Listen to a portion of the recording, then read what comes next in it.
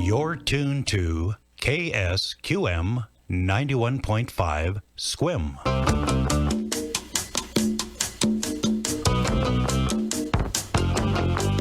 Grab your trowels and hook up your garden hoses. It's time for Gardening with Ciscoe, heard on KSQM through the support of Sunny Farms Farm Store and Nursery. Ciscoe kid was a friend of mine. Ciscoe kid was a friend of mine. Well, good morning. 1 minute past 9 here at KSQM 91.5. And guess what? I am not Sassy Susan. And this is Flo, from Go With Flo. And I'm sitting in for Sassy Susan this morning and so happy to be here. I cannot fill Sassy Susan's shoes. There's no way. If you've seen Sassy, she's tall. Tall people. They have longer shoes. Otherwise, they would tip over. And I'm short. So I can't fill Sassy Sue's shoes, but I'm going to do my best. So guess what? You know what time it is. It's Gardening with Ciscoe. Hello, Ciscoe. Hey, Flo, so fun to be on with you today. This is great, and really exciting that you've been a master gardener for many years, too. Yes, that's true. I have. And I've enjoyed every moment of it. And actually, I'm still a bit involved with Master Gardeners, even though I'm officially retired. I still am the program director for the KSQM Garden Show here on KSQM. And we have probably 5 or 6 Master Gardeners come in and they pre-record the shows. And then they're heard on the air Tuesday mornings at 11:40, Friday evenings at 6:40. And we try to make it seasonal. They're all very interesting and fun to listen to. People enjoy them as well. So I'm still involved with that and have been helping the Master Gardeners as a volunteer for the last year or so. Boys and Girls Club and many different things. It's great fun. Isn't it true, Ciscoe, that once you're a gardener and a Master Gardener, you're always a Master Gardener?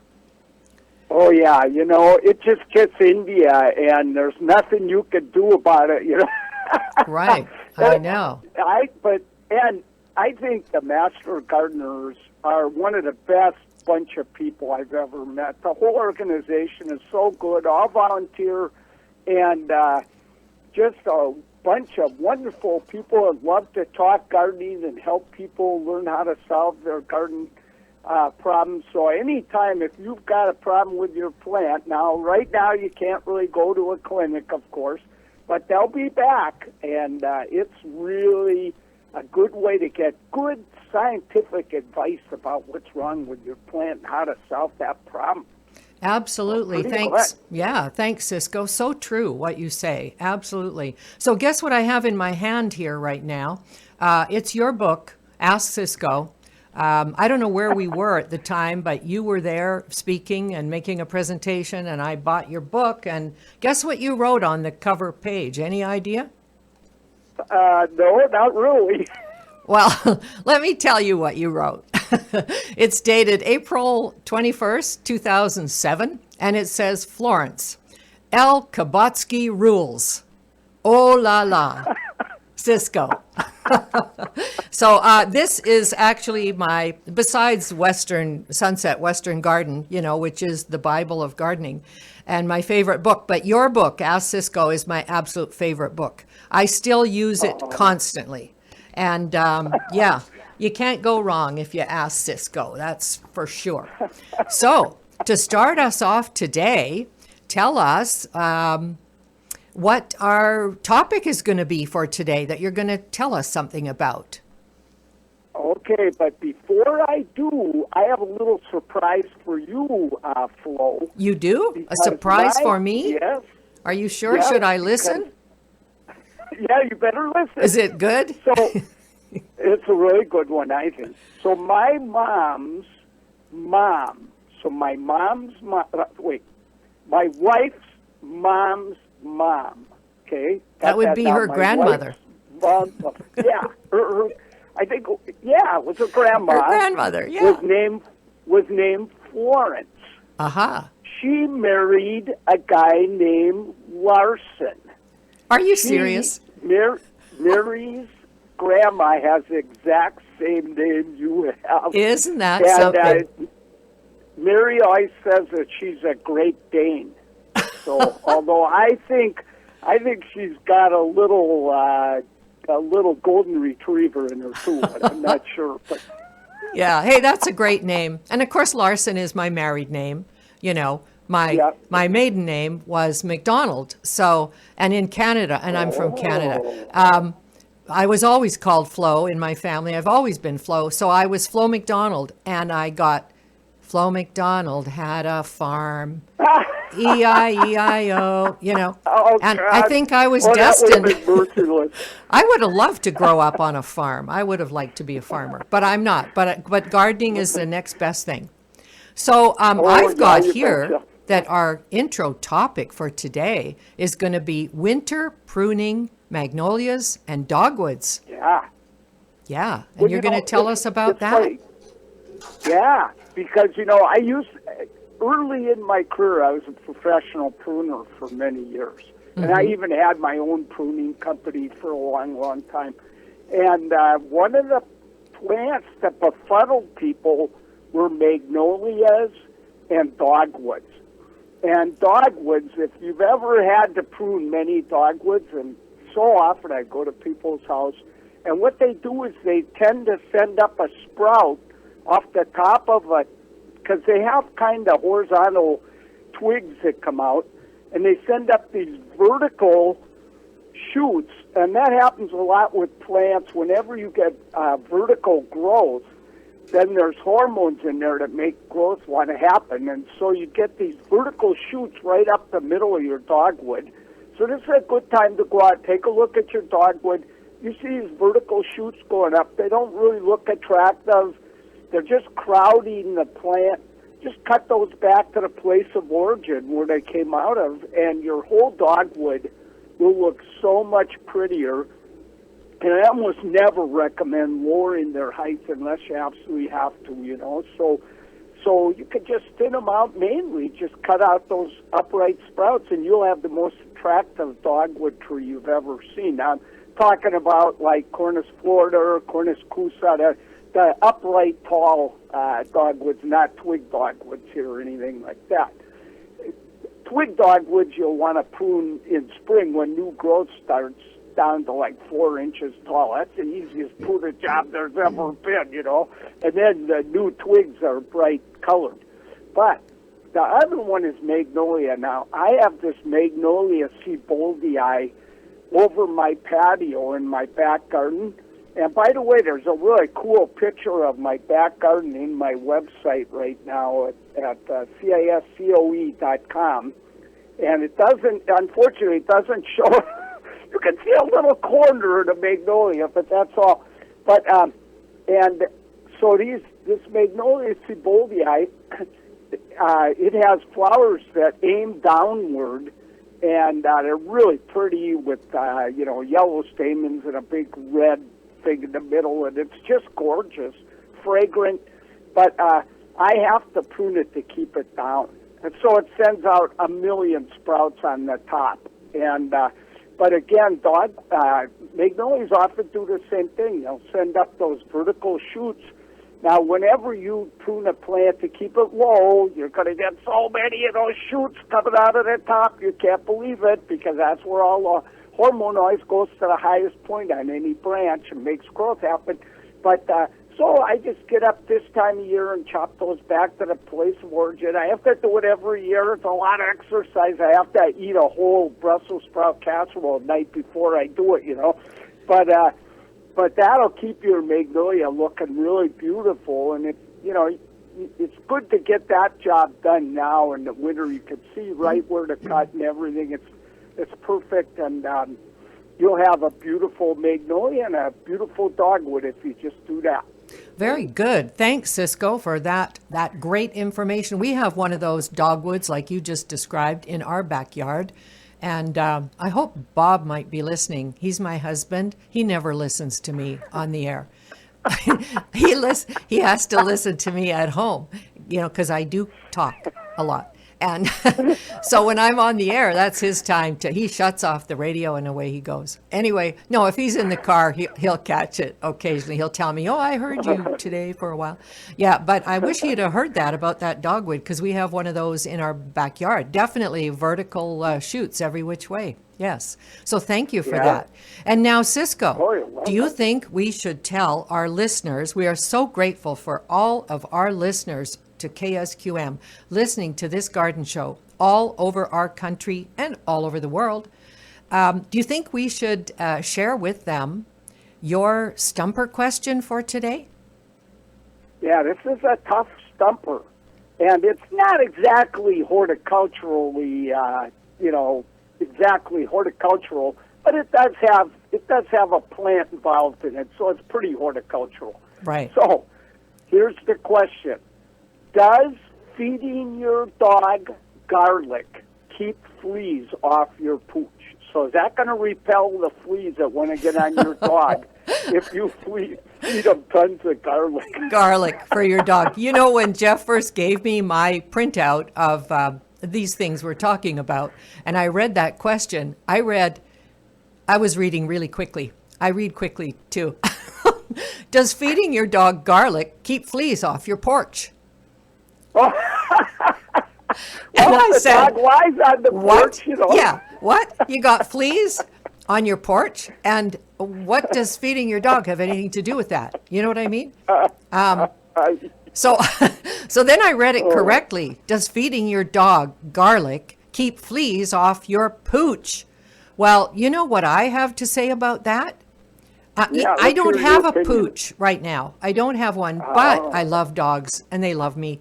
But I cannot imagine feeding garlic to him. He would have major garlic breath. I mean, in addition to dog breath, he'd have garlic breath, and he wants to kiss you and lick your face. Which is add worse, something the in. garlic breath or the fleas? Which would you rather That's have? what I should have made the question. Well, I had a friend who totally believed in this, and I could smell his dog when it was coming like 3 blocks away. So I guess, yeah. the question is, did it work? I So know. people have to call in and give an opinion. I want to hear people's opinion. Yeah, on maybe this one. some people have actually tried this. And I would ask, how did you get this garlic into the dog? I mean, is he supposed to chew on a clove and eat it? Or would you put it in a piece of steak or a wiener or something? And then the He dog always would put eat it? in his food. He Yeah. put it in his dog's food. Okay, and, so- that's the only way you could ever do Right. it, I think, because I don't think animals really like garlic. Some people use garlic to repel deer. Yes, I've So, heard of Deer that. won't touch garlic in a Right. million years. So. Yeah. But fleas, oh my goodness, you don't want your dog to have fleas. No, we don't have time on this show, but maybe down the road, I have a flea story where I got bitten by fleas, and but we won't talk about that now. So that's the question. KSQM and Ciscoe listeners, we need you to call or email and tell us what you think and what your experience is with feeding garlic to your dog, and did it keep the fleas off your porch? No, did it keep the fleas off your pooch? So that's the question. And now, are you ready to answer questions? We've got lots of questions. I'm going to sure try my best. All right, And it'll be nice to have a master gardener helping me here. Yeah, so yeah, right. Kick in. I do know a few things, but I would let you answer. Anyway, here's Edith. Hi, Edith. Edith sent in a question for Ciscoe, and it's a question on houseplants. And she said, can you mix water, baking soda, lemon juice, that kind of thing, to spray on the soil of houseplants and kill the bugs that come to life?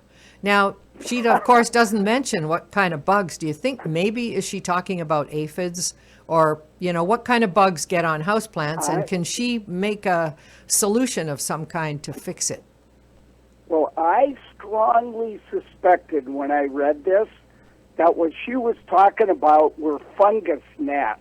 And for people that don't know about these horrible things, Fungus these are little gnats, gnats. right? Yeah, they're Yeah. little. They look just like fruit flies. Uh-huh. And so what happens? People think they have fruit flies in their house, and they put all the fruit in the fridge. They're really careful not to leave bananas out. Do everything they can. They put out fruit fly traps, and they don't catch anything. And yet there's all these bugs flying around. And I actually had a case where a guy from Boeing was I don't know if he was the office assistant or if he was the pest control guy at Boeing, but he came up to me after one of my talks and said, "You got to help me." He said, "I got these things that look like fruit flies going all over my boss's office. I can't get rid of them. And the guy's threatening to fire me if I don't get rid of them because he has big business meetings. These flies are landing on everybody. They really build up numbers." And what it is, these are little gnats. They land on the potting soil in your house plant, and they lay eggs in there, and those eggs hatch, and they eat all the little compost and humus that's in the potting soil, and then when they finish that, they start eating the root hairs on your house plant, so it's not good to have these no matter what. And so they're really hard to get rid of. We had them at Seattle U really bad for a while. I used to direct grounds care there, and, we tried like BT for these things, a bacterial thing that's real safe for humans, but we couldn't. It didn't work. And finally, by pure luck, I met an old-time gardener that told me, "Oh, I know how to get rid of those." I go, "How'd you do it?" What you do is you put sand. You can go to the nursery and you buy sand that's usually, people buy it to make their own soil mixes. So you can buy these bags of sand. So you buy that sand, you put it down about an 1/8 inch deep over the soil of every house plant you've got in your house. So every one has to be covered completely. And you don't want to see any soil at all. And if you go 1/4 inch deep, that's not too deep. You don't want any deeper than that. And what happens is the little fungus gnat, she knows she has to lay her egg somewhere where there's lots of good compost and humus in the soil. So she flies up to the house plant. She sees a sandy beach. She goes, "I can't lay my eggs here. This is not an appropriate spot." She just keeps flying around until she finally just runs out of gas. You could always take the vacuum cleaner hand attachment and have a little fun going after them too, But so in about a week, it does them in. The mama, because they don't live too long after they hatch out. So the mama dies because she never found the spot to lay her eggs, and sometimes you'll get a hatch from some that were already laid under the sand, but they'll only fly around for a while and they'll be done in. Totally solves the problem. I've done it now more times than I could tell you.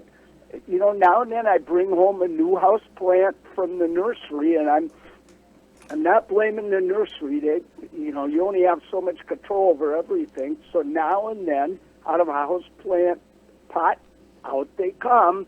And they'll infest every house plant in your house if you don't move fast. So I always have a bag of sand ready and just put it down on the top, and problem solved just like that. Wow, Really that's cool. great. That is great, Ciscoe. Thank you for that. I would not have known, and I think over the years I have had that problem, and you know how I solved it. The plant was gone. Bye, plant. Goodbye. Yeah, not functioning in my house. You're gone. But that's great. 1/8 to 1/4 inch deep sand that you buy from a nursery, all over the soil of your house plants, cover each and every one of them really good. And that should get rid of the fungus gnats or the fruit flies. Thank you so much for that. It is 20 minutes past 9. You are tuned to KSQM 91.5, and I'm just going to have a quick look at our weather in our neighborhood. Just look out your window and see what you see, and I think you'll see everything that we're all seeing here in our neighborhood. Port Angeles, Cloudy, everybody's cloudy. Port Townsend's cloudy. Over on Whidbey Island, they're all cloudy. And 41 degrees, 42 degrees, the warm spot Anacortes at 46 degrees. Here in downtown Sequim, our weather station says 38 degrees, 89% humidity, barometer 29.85, and on the rise, really light wind from the southwest, which is rather unusual, south-southwest, 3 miles per hour.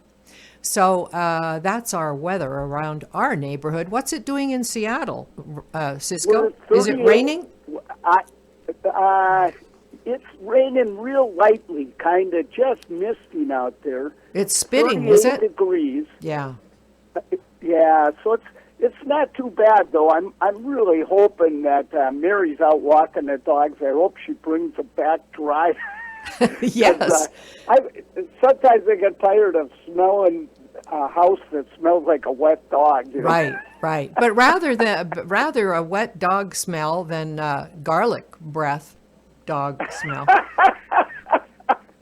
That could be true for sure. Okay. And by the way, let me tell our listeners again, feeding your dog garlic, will it chase away fleas? Call now with your answer, 360-681-0000, or send us an email to office@ksqmfm.com.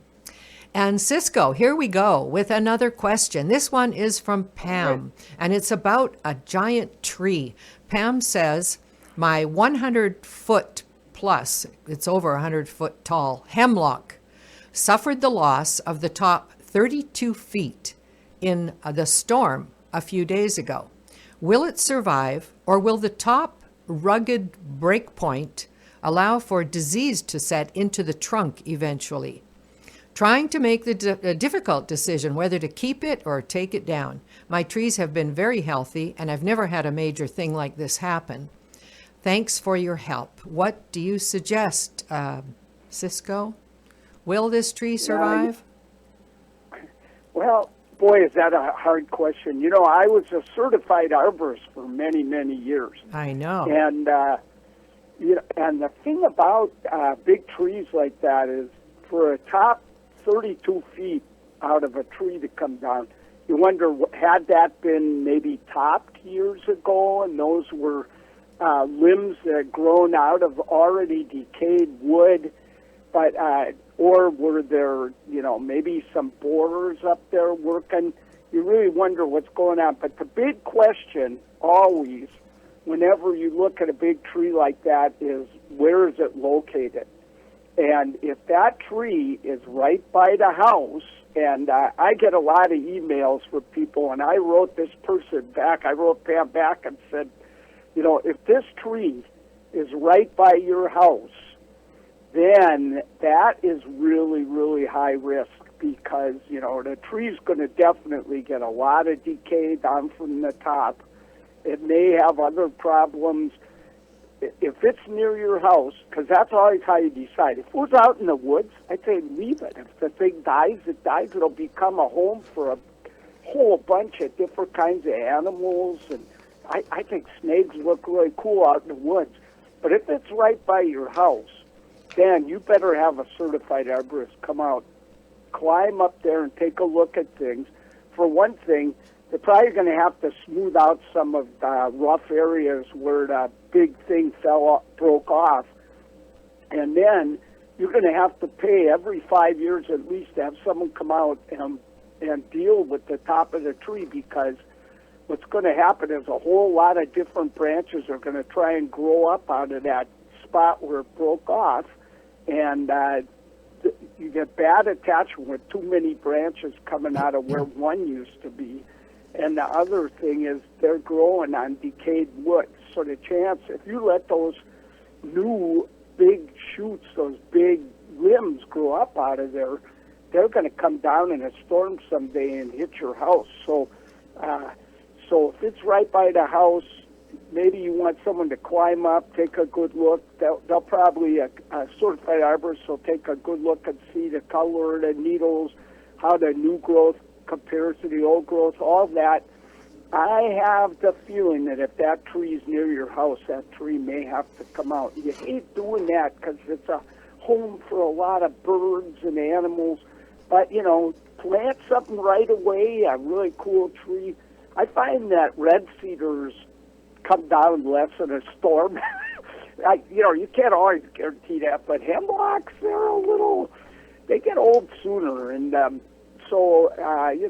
plant a new tree and, in 5 years already, it'll start getting up there, and all of a sudden the birds will fall in love with it, and you'll have a new home for all your wildlife coming on in no time. So I have the feeling that I can't say for sure until a certified arborist sees it, but you're probably going to lose that hemlock if it's right by your house.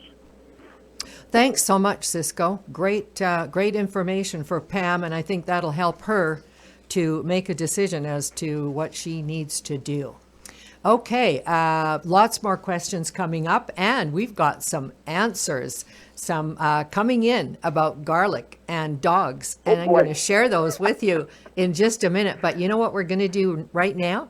We're going to hear a really cool song that we need to hear because it's about gardens. And right now, haven't you all noticed that the bulbs are all popping up through the ground?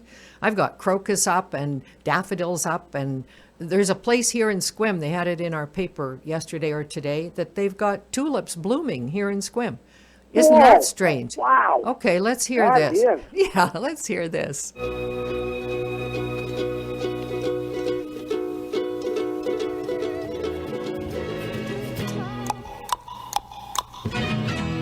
There you go. Tiptoe through the tulips. Tiny Tim, how many years has it been since you heard that, Ciscoe? Oh, holy cats. I think I saw it on the Ed Sullivan show.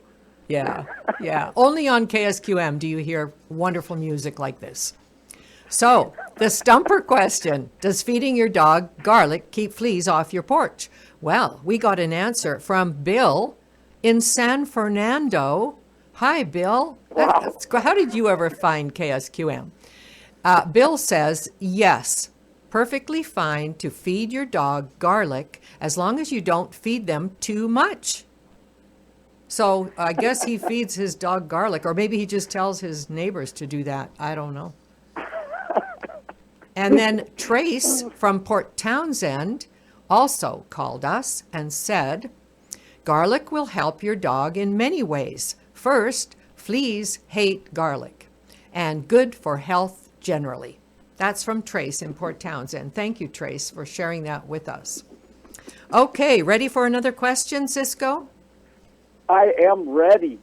It's an easy one. I know you'll have a really quick and easy opinion on this one. This is from Maxine, and she asks, it's a question about hummingbirds. She said, for the first time this winter, we hung up heated hummingbird feeders, and the hummers love them. I've read differing opinions regarding whether it's best to add additional sugar to the recipe during winter. I haven't done it thus far. Your opinion? Oh, yeah. Should she No add doubt some about it. extra sugar during the cold winter months? You should never add extra sugar. You always go 1 part sugar, 4 parts water, get it to a boil, let it cool, get it into your feeder. You can refrigerate the rest, but you should never change that recipe, and you should never use the dyes either. As far as hummingbirds are concerned, they can survive just as well on 1 part sugar, 4 parts water as anything, and they can drink up to 8 times their weight in one day if it's in freezing weather. So, great Wow. idea getting those heated hummingbird feeders too. Yeah. Because a hummingbird can starve to death in 1/2 hour in freezing weather if the heater it's dependent on is suddenly empty or frozen. So. Very good. Thank you Cool. so much, Ciscoe. So the answer to that, Maxine, is no. Don't add extra sugar. Keep the original recipe, 1 to 4. And don't need color. I think most people know that now, and they don't add color to their feeders. But thank you so much for confirming that for Maxine. And now, this is a good one from Rachel about this nasty, thorny plant that she trips over. She says, wanted to ask you about how you think I might get rid of this nasty, thorny plant, and if you knew what it was. It trips me up in the forest like telephone wires on the ground, besides ripping into my clothing. It comes out as mostly a singular stalk and branches out. Most of the time, right now, I'm seeing it without any leaves, but there was one by the stairs which kept its leaves. Maybe it's different than the rest, I'm not sure. I brought back a small sample to take into the plant store just in case. I don't want to do something which would encourage more growth by mistake, so I haven't touched it yet. Besides the fact that I probably need gloves made out of chain mail. And this is from Rachel. And of course, I know the answer to this, but I'm going to let you tell her all about it, Ciscoe. Yep. So Yep. I think anybody who's native to Washington and hikes in the woods probably knows what this plant is. And Right. even without, she said a picture, but without even seeing the picture, it was pretty obvious what it was from the description. Right. So, and you know, it's interesting. So, the name, the botanical name of this plant is Rubus ursinus. Rubus ursinus. Urs means bear in French. I knew that. So I knew right what it was. I was surprised when I read the name in my what botanical names mean book. Right. It means bear. So Rubus ursinus, that is our native blackberry. It grows all along the ground in the woods. And I'm sure it's called ursinus because the bears probably feast on those things all the time. And interesting about those, our native blackberry, you know, these have been around forever here, way before these Himalayan blackberries moved into our area. And the Native Americans loved them. They just thought they were the best tasting little blackberry there ever were. They're a lot smaller than those big Himalayan blackberries, but boy, are they flavorful. And I always eat them when I'm out hiking in the woods. But I got to admit, this was actually a friend of mine that sent that email. And her dad owns a cabin up in the woods, and it's just loaded with these things. I mean, they're everywhere. And I just had to tell her, "You're out of luck, Charlie. you could clean them up where they are, you know, in the walkways. Maybe, you know, dig them out, you know, in the walkways. But there's probably 800 billion seeds all through that area for those having been there so long. To ever get rid of them out in the woods would be quite a challenge, especially since she's not going to be living there, just visiting now and then. So I told her, you know, just enjoy eating them. It's interesting. That's one of the only blackberries that has male and female flowers on different plants. We call it dioecious. And so you get a lot of those blackberries that don't, you get the big, long vines full of prickers that don't ever even produce fruit. So it could drive you nuts. But I think she's got to live with that one, dig out a few here and there. But I agree. Oh, my they're goodness, cool they are plants. nasty, aren't they? So, Rachel, there you go. It's Himalayan blackberry that you're going to have a endless war with, and they are nasty. But like you say, the berries are big. Many people love them, pick all kinds of them, make pies out of them and everything else. I personally don't like them because of their seeds. I mean, they're massive, huge seeds in there, and very, yeah. very chewy. Yes. oh yeah. But Okay. if you could get a pie made out of the native blackberry. Oh, 'cause yeah. Totally different, they- right? The flavor is so intense. It's unbelievable. But you'd have to pick, I think for one pie, you'd have to get about 1,072,000,000 berries. Right. To make it. I agree. That's I suppose the other thing you could do with them that would be really good is, it's a lot of work, of course, is make jelly out of them. And then you wouldn't have the Oh, seed yeah. problem. Yeah. Anyway, yeah, we don't like them. They're a nasty, nasty weed, and they grow everywhere in back alleys and every place where you don't want them, along trails and stuff. Very good. Thank you. Let me see. Let's Should have I do my let's have plan? one Should more I do question. my plan in a week? Oh, yes. See, I forgot. See, Sassy Susan, all where right. are you? I'm just winging my way through here, making all kinds of mistakes. Okay, Hey, tell you're us. doing Yeah. fantastic. Tell us about the Okay. plant of the week. Yeah, and this is from my front garden, but there's a picture of it in my website, so you can see what it looks like. And so the plant is called Edgeworthia chrysantha. A lot of people call it the paper bush. And the reason they call it that is because the bark, and I think it's still done, but I'm not sure, but the bark of this tree, which only gets about 12 feet tall, has been used for years and years to make Japanese yen. So they cook down the bark and they turn it into yen. I don't know how they do it. But the reason you want this little tree is because in the middle of winter you get these white button-like buds all over the bare branches, and it's a real open, really pretty plant. And in summer it has the leaves come out kind of blue, and then they turn really glossy green, and then in the fall they turn a beautiful yellow. But what you really want are these little buttons are opening up right now on my Edgeworthia out there in front of my house, and these lemon yellow, and there are different colored ones now, but back when I got mine, this was the only colored flower you could get was lemon yellow. They're so fragrant.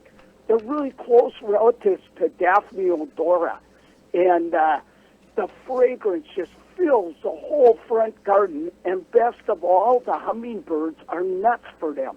So the hummingbirds are hitting it all day long. I was sitting in my car going somewhere the other day.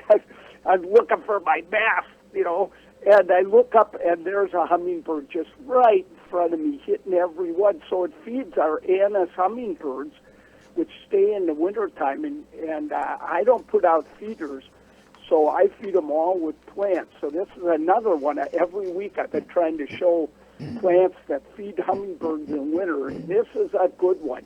One suggestion, and that is buy this in spring, so you can go to your favorite nursery over there, like Sunny Farms Farm Store. Yeah, and, that's the one. And then, plant it in spring because it needs one season to get established. If you plant it in the fall, it might not make it through the winter. Once it makes it, you'll have it forever because it's pretty hardy, but it's a little bit shaky the first year. But boy, is it a cool tree. And tropical looking leaves, it's the best. Wow, sounds like a beautiful plant. So if they can't remember Edgeworthia chrysantha, they could find that on your website, and it's commonly called paper bush. And, and they know most it of at the the nurseries would probably be able to find it from that name, wouldn't they? Oh, yeah. Yeah. Yep. And Paper bush. It's a little rare. It's Yeah. a little rare, but you usually can find it in most nurseries. And Good. It's a great Sounds plant. lovely. Speaking of nurseries, Sunny Farms store and nursery, biggest little nursery in town. They are the sponsor of our KSQM Gardening with Ciscoe show, and we are grateful to them for that. Let me see. We have 20 minutes to 10. You are tuned to KSQM 91.5, and in just 5 minutes, we'll have the morning weather report. So we have time for one more question before that. And in the meantime, if you've just tuned in, remember our stumper question for the day. And you must give us a call and give us your opinion. Does feeding your dog garlic keep fleas off your pooch? Give us a call at 360-681-0000 or send an email, office@ksqmfm.com. Here is, I don't know if this will be a quick one for you or not. Let's go to this one, which sounds really interesting. This is from Susie. Susie wrote in and said, excuse me, the vines on my wisteria have grown to the top of a 60-foot conifer. It's beautiful when they bloom all the way up to the top. I bet it is beautiful. But do I have to worry about them harming the tree? 60-foot conifer, and the wisteria is growing up to the top of it. Yeah, and you know what's amazing? It probably took 5 years of growth for that wisteria to get to the whole top of that tree. And I have a huge wisteria over my patio on an arbor. I'm looking out at it right now. And that plant, I have a love-hate relationship with that plant, like you've never seen. It tries to rip my neighbor's garage roof off. It got through the sash in my window. It's always growing. So at Seattle University, we had that exact same situation. We had, when I started working there, which was in 1978, there was a wisteria that grew to the top of about an 80-foot tall incense cedar. And there's a whole lot of things that can go wrong if you let that happen. Number one, wisterias, they don't have little hooks that hold on to the plant. They wrap around the plant. And as I'm looking out at my wisteria right now, I am seeing like foot-wide branches wrapped around one of the main stanchions to my arbor, and it's just crushing that stanchion. So can you imagine? It just chokes the top of the tree, and any branch it gets around, it's going to girdle it after a while. It's going to choke it and kill what's beyond it. And we started to notice the top of the tree was starting to die. And so that's one thing that you don't want happening. The other is, think how much weight that adds to the top of the tree. So that tree's used to a certain amount of wind hitting it, and it kind of builds strength for that, but it didn't build strength for, hundreds of pounds of vine up on the top of the tree.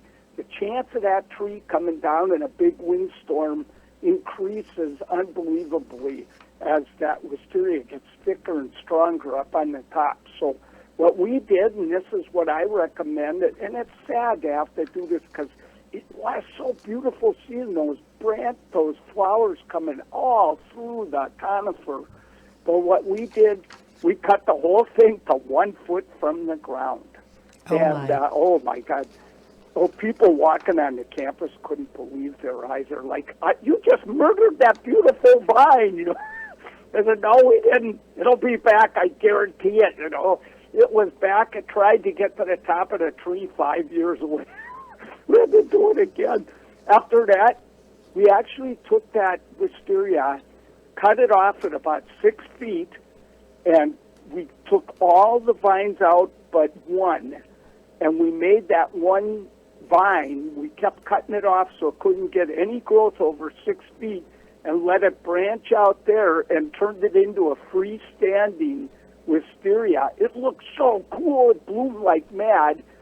So it never climbed that tree again. And I think that incense cedar is still there at Seattle U today. So, well, so you could cut it down. Yeah, I think that gives Susie a pretty good idea of what she should do with that wisteria that's grown up to the top of a 60-foot conifer.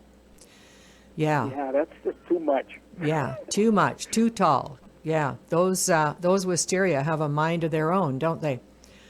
They just, I can understand a love-hate relationship. We had one at the Woodcock Demo Garden years ago, and we had a love-hate relationship with that. I noticed I was there a couple of years ago, went through the garden and had a look, and that wisteria was gone. The trellis and the wisteria were gone. And so somebody... I think my wife, Mary, would be really happy if I go that route, but it is spectacular, though, looking out at the one on my arbor right now. I know. It's really old, and I planted that thing 36 years ago or something. And but you're right. I climb it 4 to 5 times a year to do the pruning on that. I cut all the little tendrils that want to grow 25 feet a year. to 6 inches, and what that does is it puts all the energy that would have gone into 25 feet of growth in that little 6-inch spur, and you get so many flower buds. You can't believe it. I've counted well over 1,000 blossoms on my wisteria. That's only, it's probably a 20 by 20, 12 by 20 area. Wow. It's unbelievable. That sounds lovely. So if I keep eating my Brussels sprouts and working that hard on that wisteria, I'm going to live till 132 years old. I bet you are. You're getting close now, aren't you? Wait a minute now. Thanks, Susie, for your question, and I hope I'm sure you have an idea of now what you should do with your wisteria. Well, it is 13 minutes to 10, and time for this morning weather report, which is made possible through the support of Sunny Farms Country Store. The National Weather Service is calling for a 40% chance of rain. And for those of you who've just tuned in, it's Gardening with Ciscoe. And have another question for you. And I took these kind of out of order, but I think this one is important for this time of year. Because right now we're all thinking about seeds, and we're thinking about growing tomatoes and cucumbers and peppers from seed and starting them in our house or wherever we can start them. So I think this question is relevant now. David, he wrote in and he asks, or he says, tells us, last year I tried growing my own tomatoes from seed. They germinated well, but the starts grew tall and thin and fell over. What did I do wrong? Now, I could answer David, but I won't. Ciscoe, what do you want to tell David? Well, having grown a billion tomatoes and a lot of other kind of plants over the years from seed, right, the biggest lesson I've learned is that the air has to be cool and the light has to be bright. The soil needs to be warm for tomatoes and any warm, plants that grow in tropical areas like tomatoes and eggplants and those kind of plants.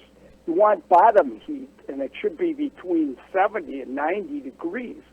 But the key is you got to have cool air. So you want the air in 55, 60s, somewhere right in there, and really bright light. So usually I use a little grow light, and then and I have that like 2 inches above the plant. And then I have bottom heat. I got a little heater pad down there with a thermostat on it. And then, and these are cheap. You could buy these kits for not much money. And then I put them out in my unheated garage, or that might be too cold. So usually, depends what time of year I'm starting them. But a lot of times I put them in our back room and it stays really cool. The heat doesn't work back here. So I put them back there, and it stays right around 60 degrees. And when you've got those conditions, you get these tough little tomatoes that they grow not very fast. You'd think they'd grow fast in all that light, but the cool weather slows them down.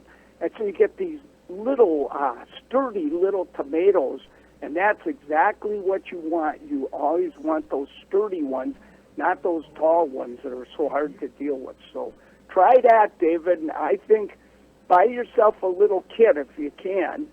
That would be the best. But or if you want to put them in a window, just make sure it's in a cool spot. And if you could get the seeds that germinate, you're off and running. By the way, I should tell people, once the seeds germinate, you take them off the bottom heat. You don't want to keep giving them that.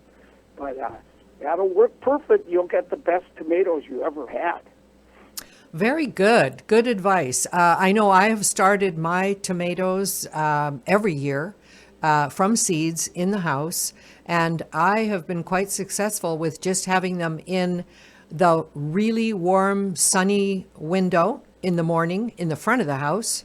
And then in the afternoon, when the sun switches around to the other side, I move them into the sun on the other side. So they have bright sun. The soil must be warm enough in the house. And we don't keep our house really warm. Obviously, it works well because I get great tomato starts. And then you know what I found another secret is? even if they do grow a little tall and thin, and near the end, when it's time to go outside, they may be getting that way. I put them out and harden them off, a few hours a day out in the sun and a bit of wind even. Bring them in at night for maybe 4 or 5 days. And then it's time, mid-May, after Mother's Day, definitely, to go out into the ground. And then I plant them really deep, like really deep. Yeah. And That's a good idea. And they just do really, really good. But and I live here in downtown Sequim and grow great tomatoes, but I just happen to have a perfect place to do it.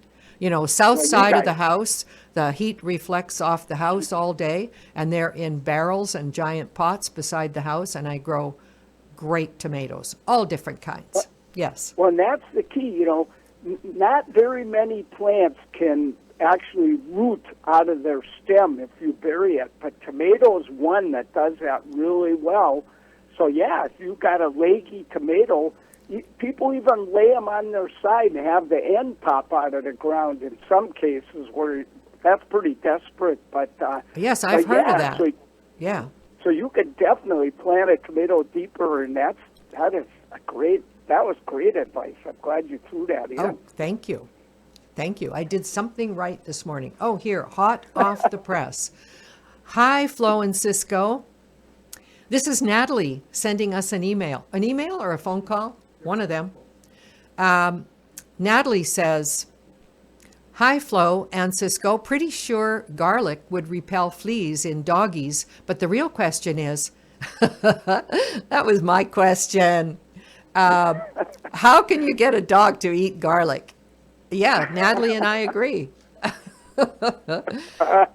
So we're going to get an answer. You just have to stay tuned. Ciscoe's, oh my goodness, look at the time. The time flies when you're having such fun. Because we are going to get an answer. And here's another one from Wendell in Seattle. Hi, Ciscoe. Fleas are unhappy with garlic, but I don't know if it is good for dogs to eat. But did you know of the other benefits of eating garlic in small amounts?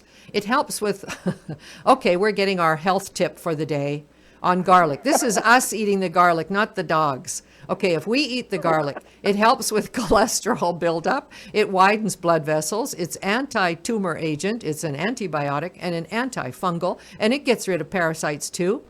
Thank you, Wendell. I'm going to start eating garlic as soon as I get home.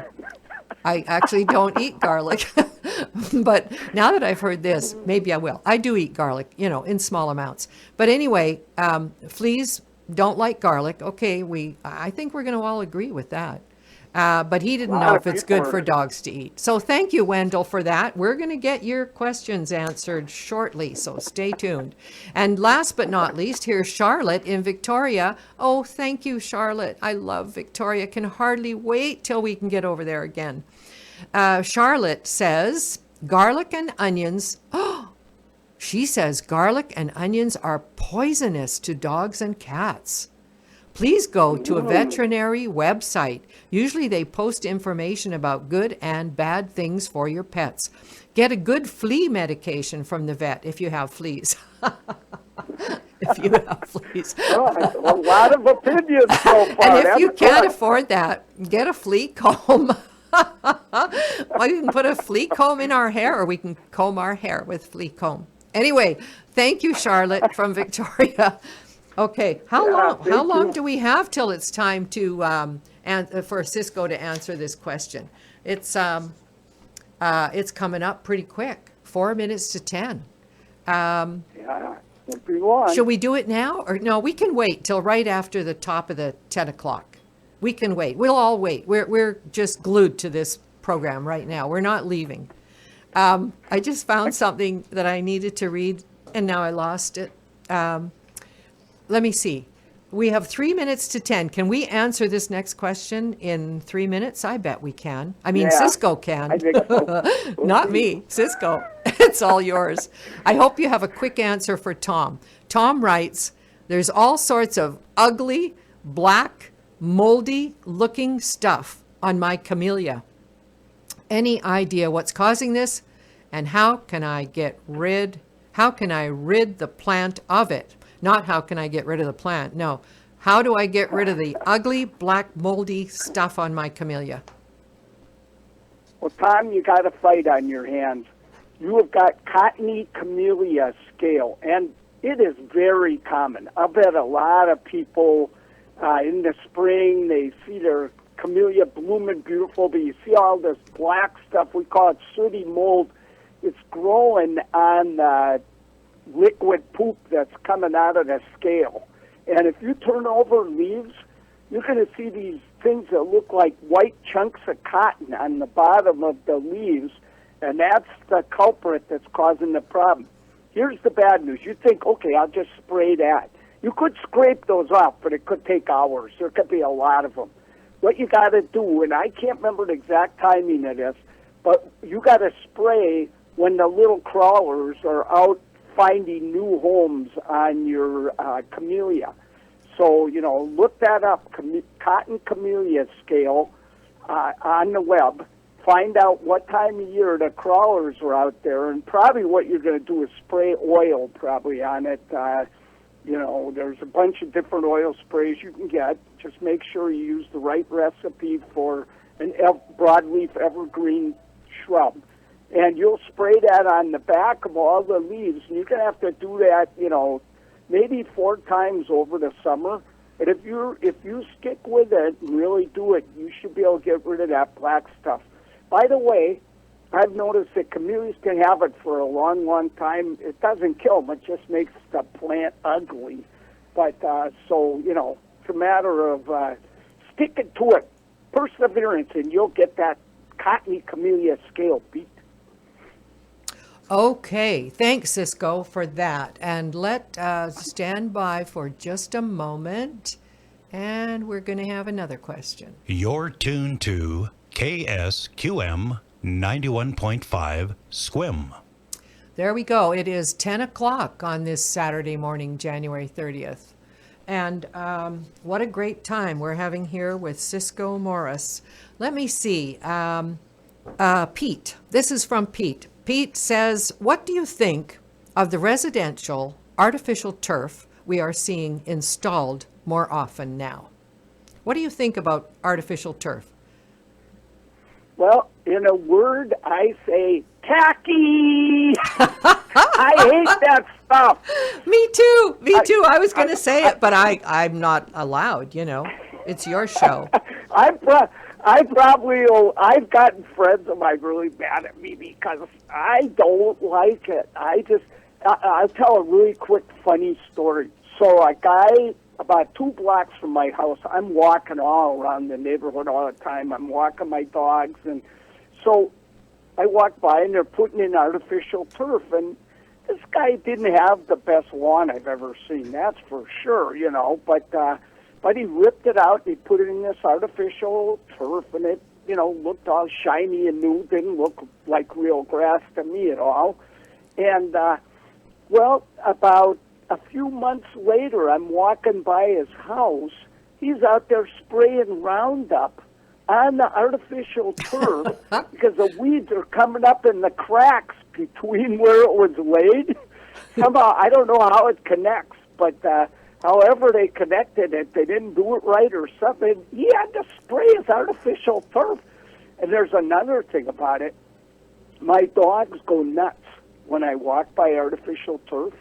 And the reason is because it doesn't really drain like real grass, so a lot of stuff gets stuck up there. So if a dog, pees on your artificial grass, that odor's going to be there for a long time. And so if you have a dog and have artificial grass, you may have kind of a stinky yard before too long.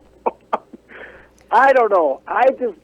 And what's next then? Artificial flowers around it, I think, Ciscoe, when it comes to gardeners, all of us gardeners, and many, many of us are gardeners, we don't like artificial anything, right? Artificial turf or artificial flowers or artificial trees and I'm sorry, because many people do like them, and that's fine, and they can have them. But we just don't. So Pete asked your opinion, and you gave him your opinion that you don't much like I didn't hold back too much. I apologize if I insulted anyone out there that's got I artificial apologize. grass. Yes, I apologize too. Ciscoe apologizes, and I do too. I have a friend who has artificial turf in her front yard, and about the only time it really looks good is when it's, and it looks like almost natural, but I mean the color is never right, you know. But it almost looks natural when it's covered with leaves, when all the leaves fall in the fall, you know. And then Maybe that's the trick. yeah, and then you can't really even tell that it's artificial turf.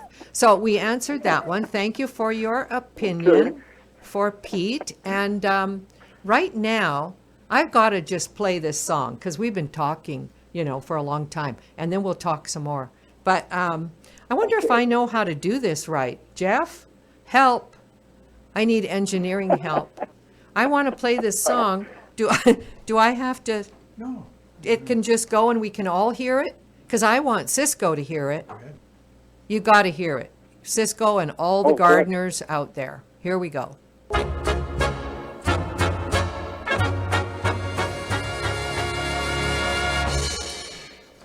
And that was Dick Jurgens with Pushcart Serenade. Is that a great song or what? Have you ever... I've never heard that before. You that haven't? should be on the top 40 list, you know.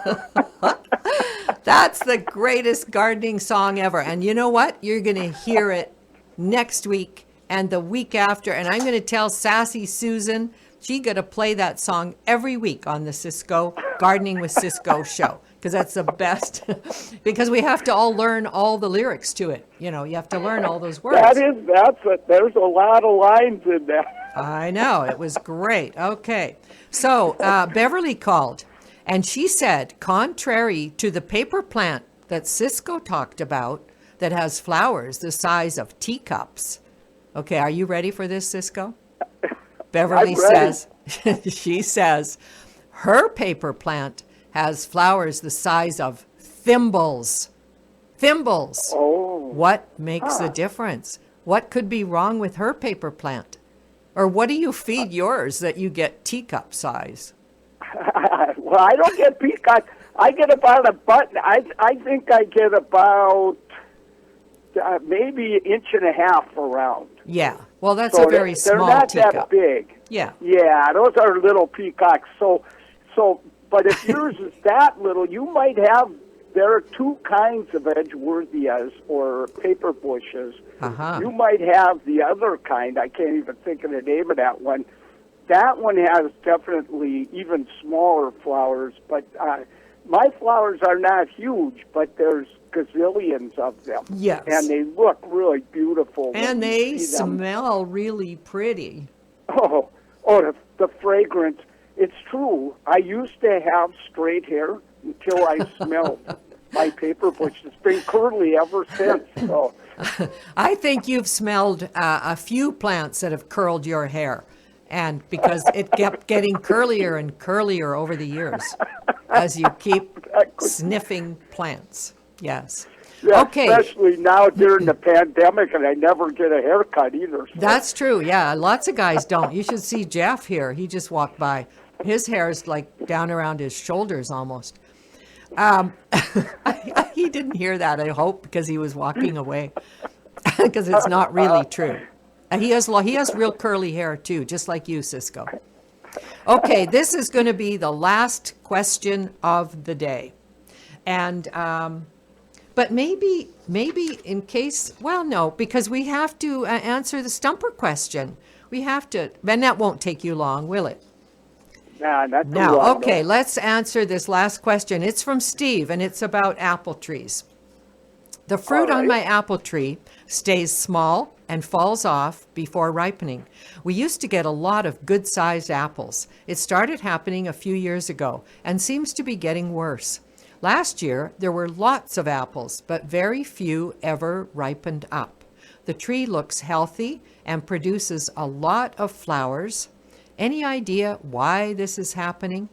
And this is from Steve. Oh, yeah, no doubt about it. Two things could be happening. Number one, as we all know, there's hardly any bees compared to the old days because we've been through this mysterious bee decline and everything. And so it could be you're just not getting the bees. and apple trees always need a cross-pollinator, Tom. So what I think happened is your neighbor that had an apple tree in the neighborhood somewhere, that the bees went from their apple to your apple, got cut down. Could be well what happened. So there's no cross-pollinator in the neighborhood for your apple tree.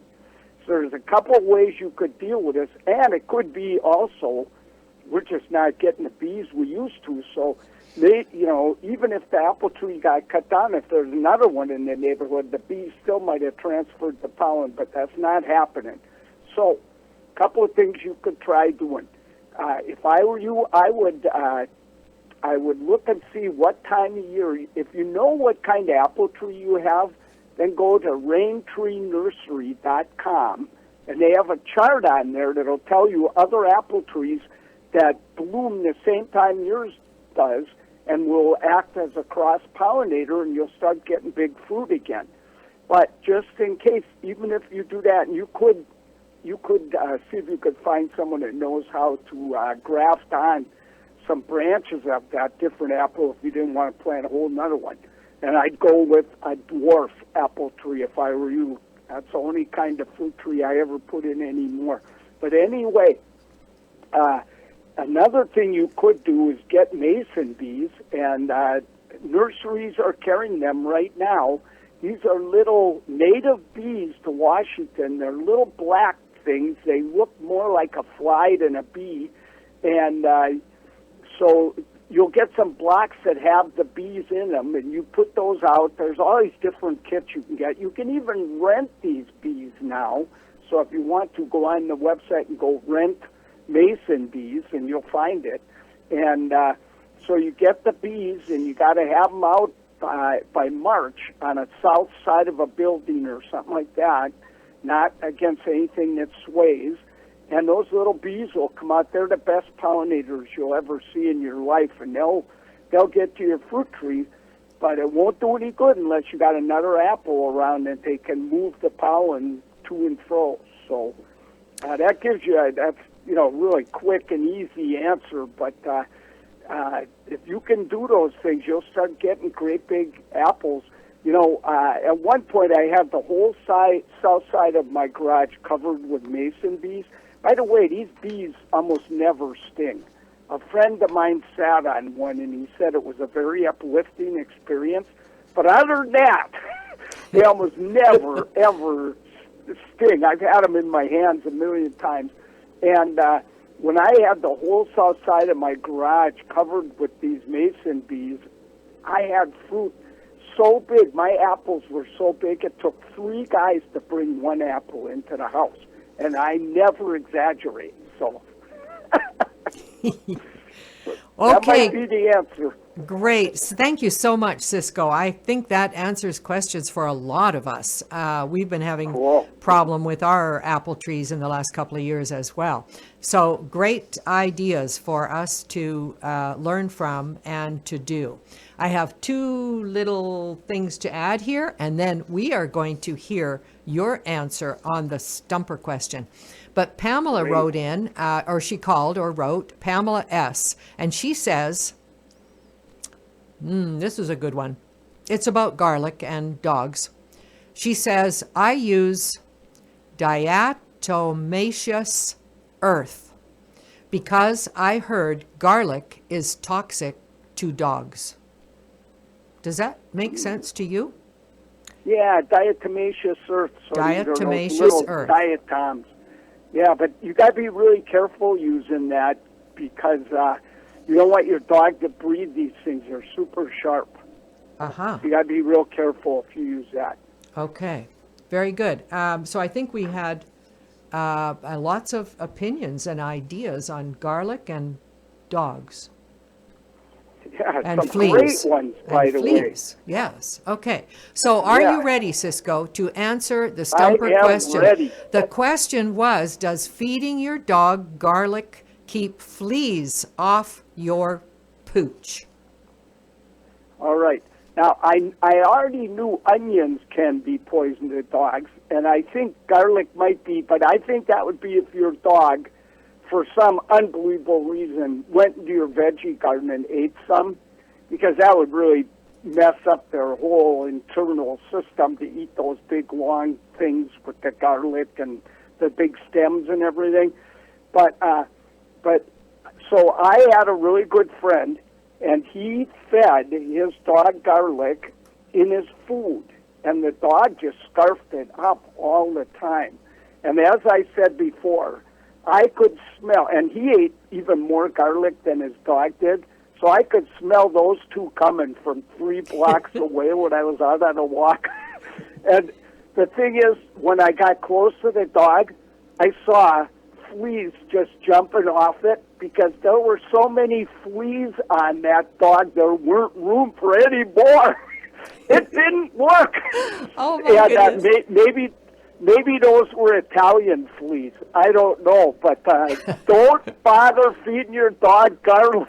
You don't need to do that. There's other better methods, and your dog will probably appreciate it, because think how embarrassed it gets hanging out with his buddies out on the field trying to play, you know. Yeah. Oh, like, why do you smell like that? I know. They wouldn't even want to play with him. He would be ostracized from the dog park. So, no, I wouldn't do it. That's my advice. Okay. Thank you. Thank you for that really good answer to that stumper question. And thank you for all who shared your ideas and opinions with us. We've learned a lot today. So, Ciscoe, I think we're going to have to say goodbye. Well, Flo, it was really fun doing this with you today. So Yes. thanks a lot. It was. I think taking over. I think I might be back next week too. Sassy Susan's out for a couple of weeks anyway. So next Saturday, same time, same station. We'll see you then. And thank you so much for everything you do, Ciscoe.